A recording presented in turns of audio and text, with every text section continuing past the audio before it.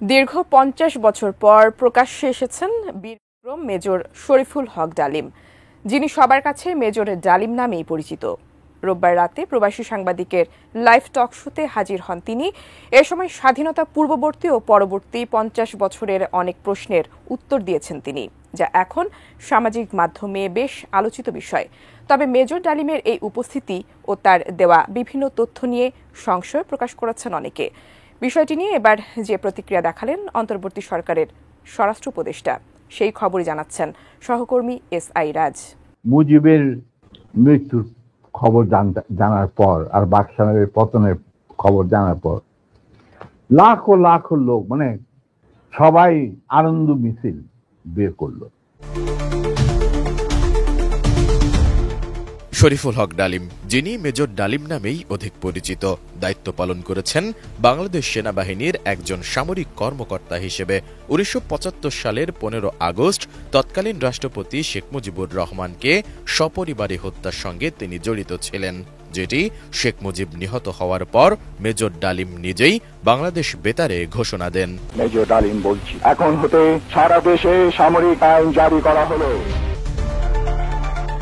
১৯৭৫ পরবর্তী গণপ্রজাতন্ত্রী সরকার তাকে বিদেশে বাংলাদেশি দূতাবাস পদে নিয়োগ দেয়। পরে আওয়ামী লীগের শাসনকালে শেখ মুজিব হত্যা মামলায় মেজর ডালিমকে মৃত্যুদণ্ডাদেশ দেওয়া হয়, কিন্তু তার আগে থেকেই আত্মগোপনে চলে যান তিনি। এরপর দীর্ঘ ৫০ বছর লুকিয়ে থেকে অবশেষে প্রকাশ্যে এলেন তিনি। ৫ জানুয়ারি রাতে প্রবাসী সাংবাদিক ইলিয়াস হোসেনের লাইভ টকশোতে মেজর ডালিম হাজির হন। লাইভে ৫০ বছরের অনেক প্রশ্নের উত্তর দিয়েছেন তিনি। ভারতের আগ্রাসী মনোভাব নিয়ে যখন বাংলাদেশকে গিলে খেতে চাবে, সেইটার বিরুদ্ধে আমাদেরকে লড়তে হবে। তার জন্য আমাদের প্রস্তুত থাকতে হবে, প্রস্তুতি এখনই গ্রহণ করতে হবে। আপনি কি হার্টের সমস্যা নিয়ে দুশ্চিন্তাগ্রস্ত? স্বল্প খরচে হার্টকে ভালো রাখার সহজ উপায় মাতৃভূমি হার্ট কেয়ারে। টকশোর শুরুতে মেজর ডালিম বলেন, দেশবাসীকে, বিশেষ করে নতুন প্রজন্মের ছাত্র জনতাকে যারা আংশিক বিজয় অর্জন করেছেন, তাদের লাল শুভেচ্ছা জানাই। বিপ্লব একটি সমাজ, যে কোনো রাষ্ট্র একটি চলমান প্রক্রিয়া। সেই অর্থে তাদের বিজয় এখনো পুরোপুরি অর্জিত হয়নি, তার জন্য আরো সময় প্রয়োজন।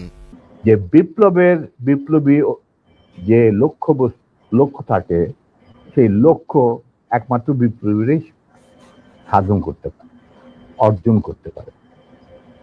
সেই জন্য তোমাদেরকে এখনই ঘুমিয়ে পড়ার সময় ঘুমিয়ে পড়লে চলবে না।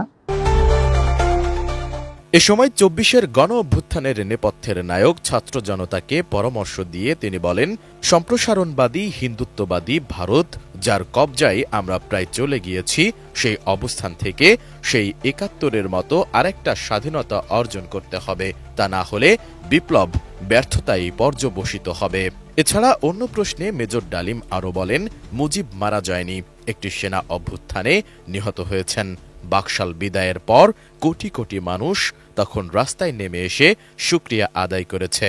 মুজিবের মৃত্যুর খবর জানার পর আর বাকশালের পতনের খবর জানার পর লাখো লাখো লোক দেশের রাস্তা ঘাট, গঞ্জ, শহর, বন্দর, নগর, গ্রাম সবাই আনন্দ মিছিল বের করলো।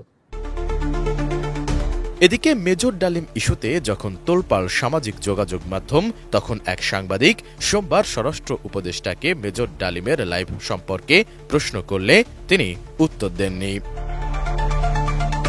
এদিন সকালে রাজধানীর আগারগাঁওয়ের পাসপোর্ট অধিদপ্তর পরিদর্শন শেষে এ প্রশ্নের মুখোমুখি হন স্বরাষ্ট্র উপদেষ্টা অবসরপ্রাপ্ত লেফটেন্যান্ট জেনারেল মোহাম্মদ জাহাঙ্গীর আলম চৌধুরী। ওই সাংবাদিক মেজর ডালিমকে বঙ্গবন্ধুর আত্মস্বীকৃত খুনি বলে সম্বোধন করে তার জীবিত থাকার ব্যাপারে স্বরাষ্ট্র উপদেষ্টার প্রতিক্রিয়া জানতে চেয়েছিলেন। তবে স্বরাষ্ট্র উপদেষ্টা এ ব্যাপারে কিছু বলতে রাজি হননি। SI রাজ, ATN নিউজ, ঢাকা।